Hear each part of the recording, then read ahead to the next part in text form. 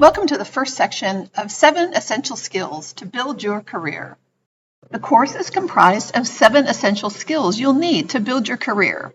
The first section is Stepping Up to Team Leadership, comprised of 4 lessons. TD01 is Roadmap for Building a High-Performance Team. TD02 is Toolkit for Facilitating a Team. TD03 is Remote and Connected, Managing a Remote Team. And TD04 is Character Building for Trust and Credibility. Here's the first lesson. Roadmap for Building a High-Performance Team. Tips for Team Development. This module has 4 sections. First, we'll talk about phases of building a team, then signs of discontent. We'll follow up with team interventions on how you can improve the situation, and thoroughly discuss team effectiveness factors so you can focus on ways to improve your team's productivity, commitment, profitability, and general motivation. First, phases of building a team. These are the common phases that teams go through as they become acquainted with each other and work together towards achieving common goals. When a team is first established, you're in the beginning phase, where there's a lot of excitement, anticipation, and optimism. However, there's also fear of the unknown. What are the objectives? What are the goals? How much time is it going to take? How overwhelmed am I going to feel? These are the common questions that team members would ask themselves. Once the team members begin working together, you'll notice certain fluctuations in attitude about the team. Unless steps are taken to clarify roles, goals, and responsibilities, some of this conflict is inevitable. Team members might become defensive, and there might be an increased competition where people choose sides. There may be a period of disunity and increased tension and conflict. Hopefully, you can work through that conflict, and then team members can perform at a high level. But it takes a team intervention strategy to ensure that everyone is on the same page. In the third and final phase, team members have a good stride in terms of productivity and motivation. They can see the end goal, and they are motivated to achieve that goal. There's a sense of satisfaction with the team's progress, and team members have the ability to prevent issues or work through group problems.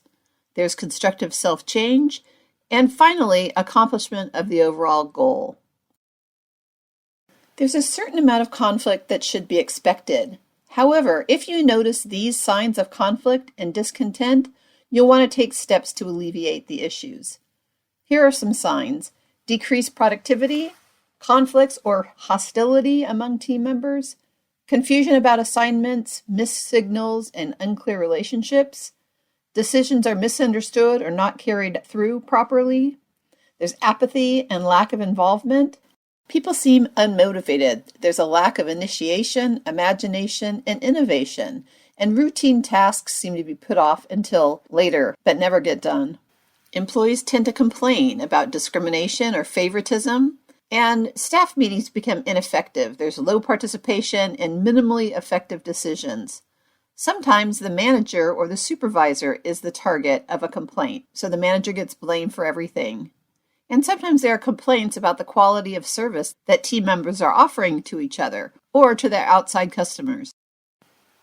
What can you do if that's the case? Here are some examples of team interventions you might want to try to get people back on task. Conduct a pep rally meeting and re-energize the team members. Talk about the obstacles that you have encountered, but reaffirm your commitment to achieving goals. Use your motivational powers to renew commitment. Or offer incentives or other motivation to increase productivity. If a pep rally won't work, perhaps team members need some additional incentive. Usually it does not need to be expensive. It could just be a lunch with the president, a half day off, a celebratory party, or other appropriate incentive. You could demand compliance and threaten employees. This is not usually a good way to deal with employees all the time, but sometimes for short-term deadlines, this is effective. You could deploy more resources, refocus the team on the tasks that they are skilled in and enjoy doing, and get someone else to take on some of their tasks. The person could have committed to more than they can handle and needs to be relieved of certain responsibilities. More resources in terms of time, people, or money is usually an effective way to get people back on track. You could try delegating more effectively. The problem could be in the way you delegated responsibility or authority. Review the rules for delegation that we talked about previously and have face-to-face meetings with your staff to explain your expectations more effectively. Sometimes you don't have the right mix of skills on the team, and sometimes you need to replace team members. While you don't want to waste time onboarding another team member, sometimes there is no alternative. Take steps to oversee the knowledge transfer and spend some time welcoming and affirming your expectations with the new team. Sometimes an influx of new ideas and new energy is just what the team needs to get them back on track. Psychologists have spent a lot of time researching what makes a team effective. We're going to be talking about the factors that make a team effective and how you can utilize some of these ideas to improve your team's performance. There are many factors that make a team effective. According to Michael Jordan, talent wins games, but teamwork and intelligence wins championships. Here's a model that talks about all the many factors that make a team effective. We have feedback, accepted assignments, consensus, trust, opinions, respect, and shared leadership. F is for feedback, and we've talked quite a bit about giving feedback and why it's so important. We want to make sure that feedback is constructive, not destructive. You want continual feedback on an informal basis, and give your candid feedback with sincerity. Make sure that your feedback is given frequently and it's focused on 1 or 2 items max at each time. Don't overload the person with 3, 4, or 5 issues to fix. Feedback helps identify blind spots. People might not have been aware of some of the issues, but the whole process itself builds trust and credibility. It's also a process that builds skills because you're transferring your knowledge to the other person through effective feedback. A is for accepted assignments. You have clear accepted goals. You delegate specific accepted task assignments as we discussed in the delegating a task or assignment section. You create an action plan with people's names and the due date. You don't just say, hey, you got this, right? But you ask for commitment and ensure that you've answered any questions that they might have regarding the assignment. C is for consensus. Consensus means that you're collaborating with your staff members, exploring alternatives, soliciting their input, and addressing any issues or concerns that they have. Make sure that you validate the good ideas they come up with. Say something like, that's a good idea, however, we might not be able to do that. Or I think you have a lot of valid points, however, we don't have the budget for that. Throughout this process, you're finding common ground. We do all want the same thing. We want to work together in a mutually beneficial environment. So try to build consensus as frequently as possible. Not that you can always take people's point of view into consideration, but you're engaging them in the conversation and asking for their input goes a long way to building your relationship with team members. And if you can't do what they suggest, tell them why. T is for trust. And trust is one of the most important aspects of being a supervisor or manager. Your staff needs to trust you. This requires you to be consistent and dependable. The minute you're inconsistent or not dependable, that is going to hurt your reputation and your relationship with your staff.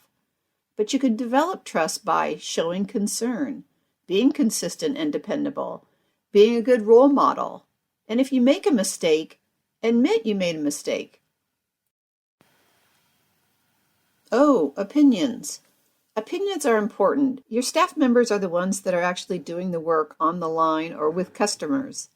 And so they'll have some definite opinions about your decisions.